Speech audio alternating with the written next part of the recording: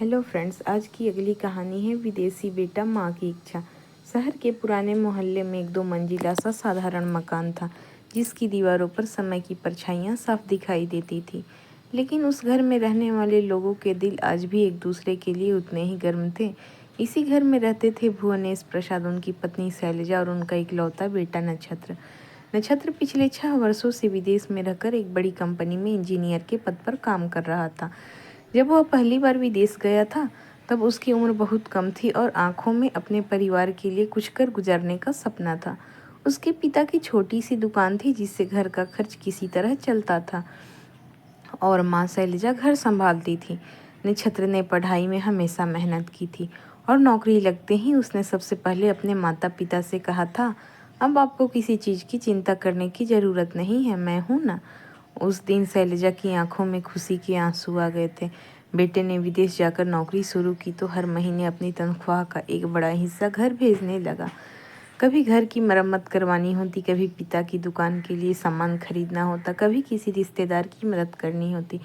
नक्षत्र कभी पीछे नहीं हटता था। फ़ोन पर भी वह रोज़ माँ से बात करने की कोशिश करता था।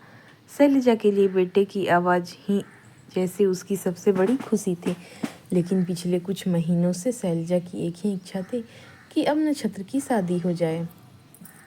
वह अक्सर फ़ोन पर कहती, बेटा उम्र निकलती जा रही है, अब घर में बहू के कदम पड़ जाएं तो मेरा मन भी शांत हो जाए।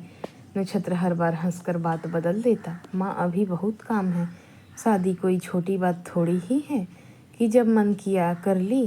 शैलजा कहती, तो फिर तू ही बता कब करेगा। नक्षत्र चुप हो जाता। वह अपनी माँ को कोई झूठा वादा नहीं करना चाहता था।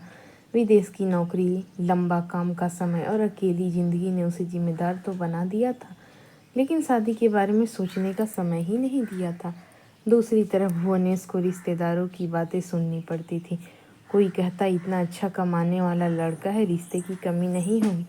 कोई कहता विदेश में रहकर लड़का कहीं अपनी पसंद से शादी न कर ले। भुवनेश इन बातों को हंसकर टाल देता, लेकिन भीतर से उन्हें भी चिंता होने लगी थी।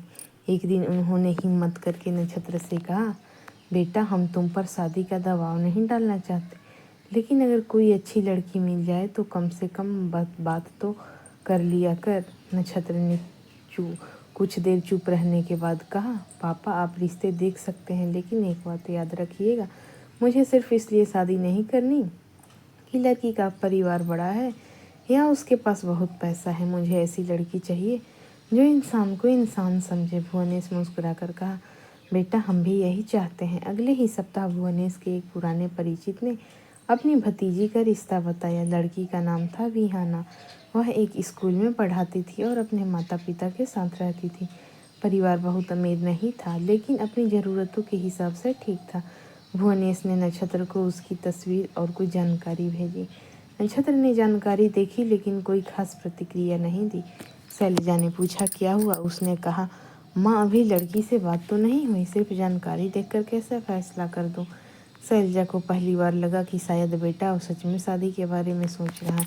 कुछ दिनों बाद दोनों परिवारों की फ़ोन पर बातचीत हुई। नक्षत्र ने विहाना से बात की तो उसे महसूस हुआ कि लड़की दिखावे से ज़्यादा अपने काम और परिवार की जिम्मेदारियों को महत्व देती है। बातचीत बहुत लंबी नहीं हुई, फिर भी नक्षत्र ने माँ से कहा, लड़की समझदार लगती है। शैलजा के चेहरे पर महीनों बाद इतनी बड़ी मुस्कान आई कि भुवनेश भी उसे देखते रह गया। लेकिन कहानी में एक नया मोड़ तब आया जब नक्षत्र को अचानक विदेश से फ़ोन आया कि उसके प्रोजेक्ट में बड़ी समस्या आ गई है और उसे अगले कुछ महीनों तक भारत आना मुश्किल होगा। शादी की बात आगे बढ़ाने के लिए परिवार चाहता था कि वह एक बार विहाना और उसके परिवार से मिल ले। नक्षत्र ने कहा, अगर वे लोग मेरी स्थिति समझ सकते हैं तो मैं वीडियो कॉल पर बात कर सकता हूँ। लेकिन तभी शैलजा ने धीमी आवाज़ में कहा, बेटा एक बार घर आ जा, शादी के लिए नहीं, बस माँ के लिए। नक्षत्र कुछ पल चुप रहा। माँ की आवाज़ में ऐसी कमजोरी उसने पहले कभी महसूस नहीं की थी। उसने अगले ही दिन छुट्टी के लिए आवेदन कर दिया। लगभग 1.5 महीने बाद जब नक्षत्र एयरपोर्ट पर उतरा तो उसके माता पिता उसे देखकर इतने खुश हुए कि सारी थकान जैसे एक पल में गायब हो गई। घर पहुंचते ही शैलजा ने बेटे की आरती उतारी और उसके माथे को चूमकर बोली, अब मेरा घर पूरा लग रहा है। अगले दिन से रिश्तेदारों का आना शुरू हो गया। कोई मिठाई लेकर आता, कोई लड़की की तस्वीर दिखाता और कोई शादी की तारीख तक की बात करने लगता। नक्षत्र सबकी बातें सुनता रहा, लेकिन उसने साफ कह दिया कि वह किसी लड़की को केवल तस्वीर देखकर पसंद नहीं करेगा। उसी शाम भुवनेश ने उसे बताया कि अगले रविवार को 3 परिवारों से मिलने का कार्यक्रम तय हुआ है। नक्षत्र ने सिर हिलाया और कहा, ठीक है पापा, लेकिन मैं हर लड़की से कुछ सवाल पूछूंगा। भुवनेश हंस पड़े। इंटरव्यू लेने वाला है क्या? नक्षत्र भी मुस्कुरा दिया। शादी पूरी जिंदगी का फैसला है पापा, थोड़ा इंटरव्यू तो बनता है। रविवार आया। पहला परिवार शहर के सबसे संपन्न परिवारों में से था। घर बड़ा था, गाड़ियाँ थी और हर तरफ दिखावा था। लड़की के पिता ने नक्षत्र की विदेश की नौकरी सुनते ही अपनी उम्मीदें बतानी शुरू कर दी। बातचीत के बीच उन्होंने पूछा, शादी के बाद बेटी को विदेश में कितने बड़े घर में रखोगे? नक्षत्र ने सहजता से कहा, घर कितना बड़ा होगा, इससे ज़्यादा ज़रूरी है कि उसमें रहने वाले लोग एक दूसरे का सम्मान करें। कमरे में कुछ पल के लिए चुप्पी छा गई। दूसरा रिश्ता एक ऐसे परिवार से था जहां लड़की बहुत पढ़ी लिखी थी, लेकिन बातचीत के दौरान बार बार उसकी माँ और पिता नक्षत्र की तनख्वाह और भविष्य की कमाई के बारे में सवाल करते रहे। नक्षत्र को लगा कि शायद वे उसे एक बेटे की तरह नहीं बल्कि कमाई के साधन की तरह देख रहे हैं। तीसरा रिश्ता विहाना का था। उसका घर बाकी दोनों घरों की तुलना में बहुत साधारण था। दरवाजे पर कोई बड़ी गाड़ी नहीं थी, बैठक में महंगे सजावटी सामान नहीं थे, लेकिन घर साफ सुथरा और व्यवस्थित था। विहाना चाय लेकर आई तो नक्षत्र ने देखा कि वह चुपचाप सबकी बातें सुन रही थी। बातचीत शुरू हुई तो नक्षत्र ने उससे पूछा, अगर शादी के बाद आपको मेरे साथ विदेश जाना पड़े और वहाँ शुरुआत में आपको अकेलापन महसूस हो तो आप क्या करेंगी? विहाना ने कुछ क्षण सोचा और बोली, मैं पहले उस जगह को समझने की कोशिश करूँगी, अपने लिए काम या सीखने का रास्ता खोजूंगी और आपको भी समझने की कोशिश करूंगी, लेकिन मैं यह भी चाहूँगी कि शादी के बाद मेरे माता पिता मेरे लिए पराये न हो जाएं।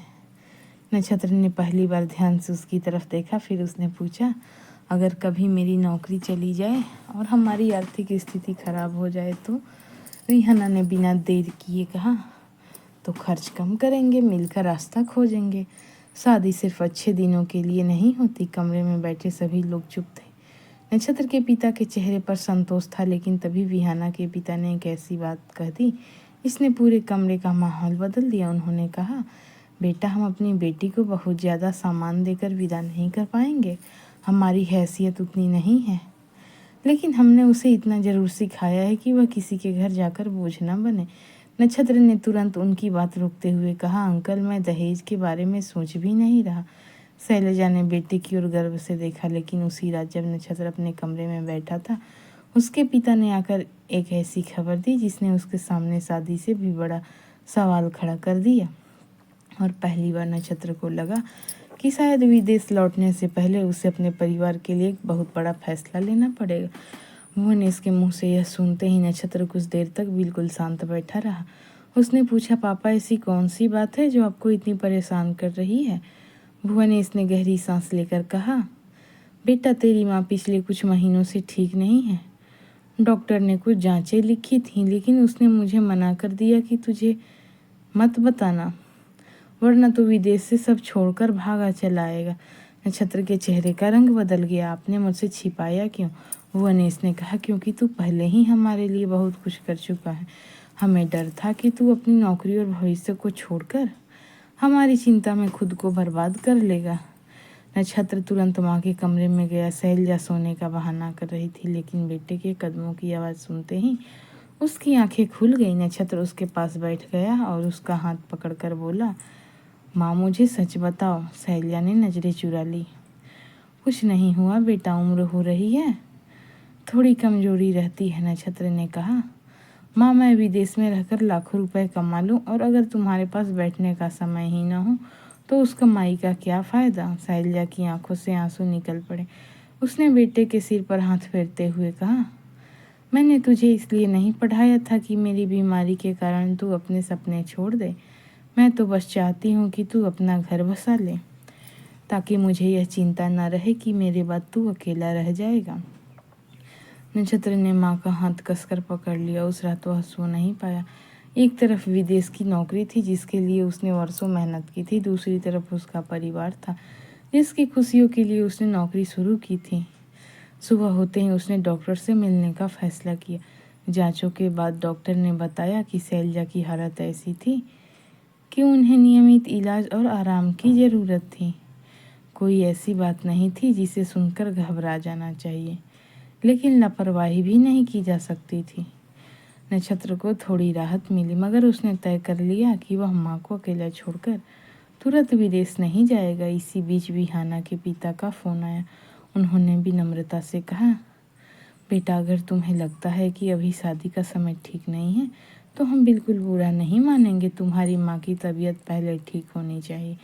नक्षत्र ने कुछ क्षण सोचा और कहा, अंकल, मैं आपसे एक बात पूछना चाहता हूँ। अगर विहाना की शादी के बाद उसके माता पिता को कभी मेरी ज़रूरत पड़े तो क्या मैं उनकी मदद कर सकता हूँ? फ़ोन के दूसरी तरफ कुछ पल चुप्पी रही। फिर उन्होंने कहा, बेटा, यही सवाल किसी ने हमसे पहली बार पूछा है। नक्षत्र ने जवाब दिया, क्योंकि मैं पत्नी को अपने घर लाने की सोच रहा हूँ, उसके माता पिता से रिश्ते तोड़ने की नहीं। उसी शाम विहाना से उसकी लंबी बातचीत हुई। विहाना ने कहा, मैं आपकी माँ की जगह लेने का दावा नहीं करूँगी, लेकिन उनकी बेटी बनने की कोशिश ज़रूर करूँगी। नक्षत्र मुस्कुराया, और मैं तुम्हें अपने परिवार में लाकर तुम्हारे परिवार से दूर करने की कोशिश नहीं करूँगा। दोनों के बीच पहली बार भविष्य को लेकर खुलकर बातचीत हुई। नक्षत्र ने साफ कहा कि विदेश में रहना आसान नहीं होगा। उसे कई कई घंटे काम करना पड़ता है और शुरुआत में विहाना को बहुत कुछ नया सीखना पड़ेगा। विहाना ने कहा, नई जगह से डर नहीं लगता, बस साथ देने वाले इंसान सच्चा होना चाहिए। धीरे धीरे दोनों परिवारों को भी यह रिश्ता पसंद आने लगा। शैलजा ने विहाना से फ़ोन पर बात की तो बातचीत खत्म होने के बाद उसके चेहरे पर एक अलग ही संतोष था। उसने भुवनेश से कहा, मुझे लगता है यह लड़की हमारे घर को समझ पाएगी। भुवनेश ने मुस्कुराकर कहा, और मुझे लगता है हमारा बेटा पहली बार किसी फैसले को दिल और दिमाग दोनों से कर रहा है। लेकिन तभी एक अप्रत्याशित समस्या सामने आ गई। नक्षत्र की कंपनी से फ़ोन आया कि उसे अगले कुछ महीनों के लिए एक महत्वपूर्ण प्रोजेक्ट संभालना होगा, और यदि वह समय पर वापस नहीं लौटा तो उसकी पदोन्नति और नौकरी दोनों खतरे में पड़ सकती है।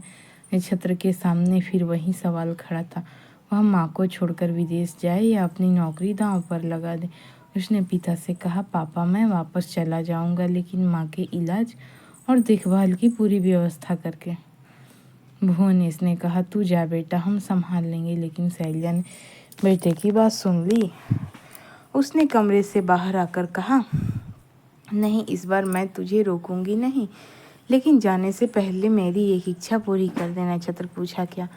शैलजा ने विहाना का हाथ पकड़कर कहा, मैं चाहती हूँ कि तू इसकी शादी की बात पक्की करके जाए। नक्षत्र हैरान रह गया। माँ, तुम्हारी तबीयत? शैलजा ने मुस्कुराकर कहा, मेरी तबीयत को बहाना मत बना। मुझे पता है तू इस लड़की को पसंद करता है। अगर तुझे लगता है कि यह सही है तो देर मत कर। कुछ ही दिनों में दोनों परिवारों की सहमति से सगाई की तारीख तय कर दी गई। सगाई के दिन नक्षत्र ने विहाना को कोई महंगा उपहार नहीं दिया, उसने बस एक छोटी सी डायरी दी। विहाना ने पूछा, इसमें क्या है? नक्षत्र ने कहा, हमारे ज़िंदगी के उन सपनों की सूची है जिन्हें हम साथ मिलकर पूरा करेंगे। विहाना ने डायरी खोली तो पहले पन्ने पर लिखा था, पहला सपना, ऐसा घर बनाना जहाँ किसी को अपने होने का प्रमाण न देना पड़े।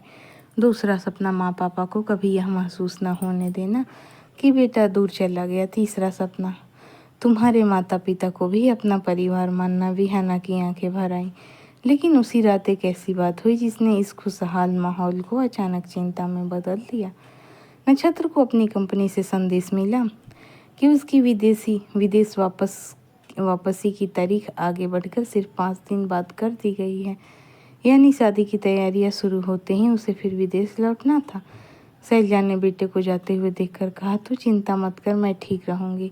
नक्षत्र ने माँ के पैर छुए और बोला, मैं जल्दी वापस आऊँगा। लेकिन उसे क्या पता था कि विदेश पहुँचने के कुछ ही दिनों बाद उसके सामने एक ऐसा फैसला आने वाला है जो उसकी नौकरी, उसका विवाह और उसके परिवार का भविष्य बदल दे।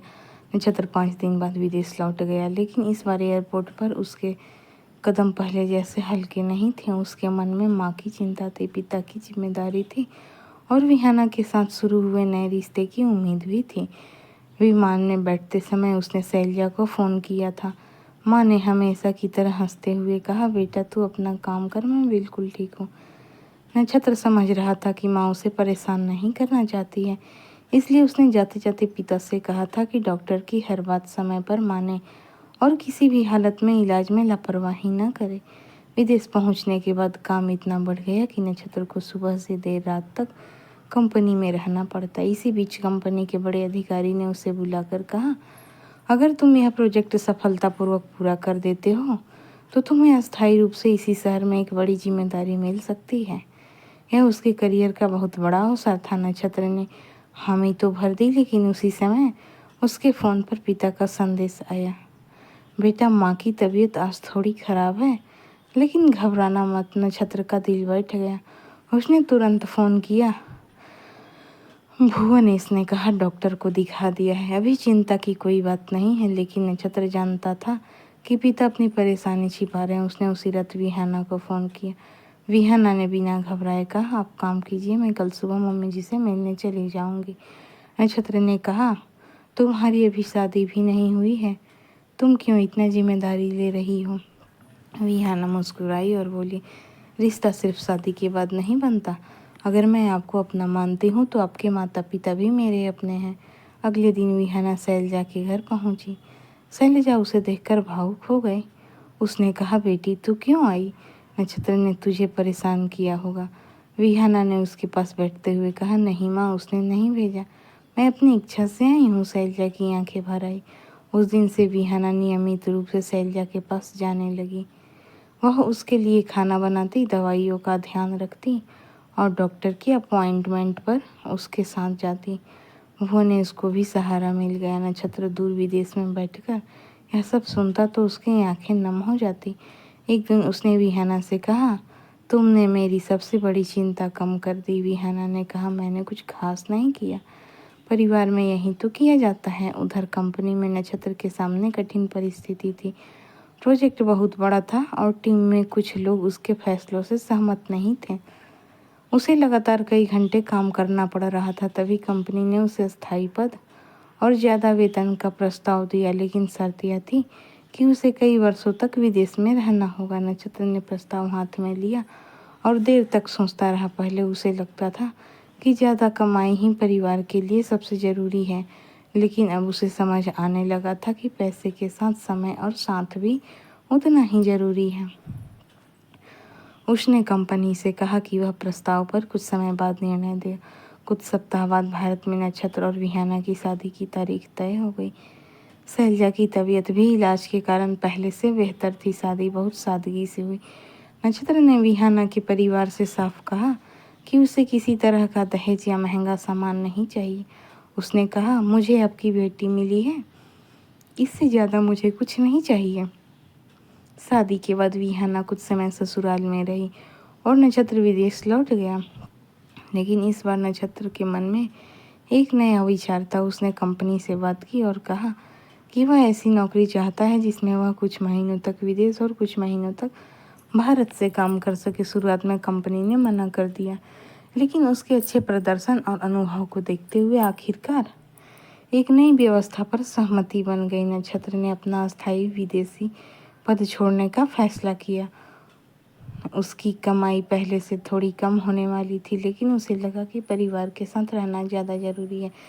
जब उसने यह बात घर पर बताई तो भुवनेश ने कहा, बेटा हमने कभी नहीं चाहा कि तू हमारे लिए अपनी ज़िंदगी छोड़ दे। नक्षत्र ने जवाब दिया, मैं अपनी ज़िंदगी छोड़ नहीं रहा हूँ पापा, मैं उसे सही तरीके से जीना सीख रहा हूँ।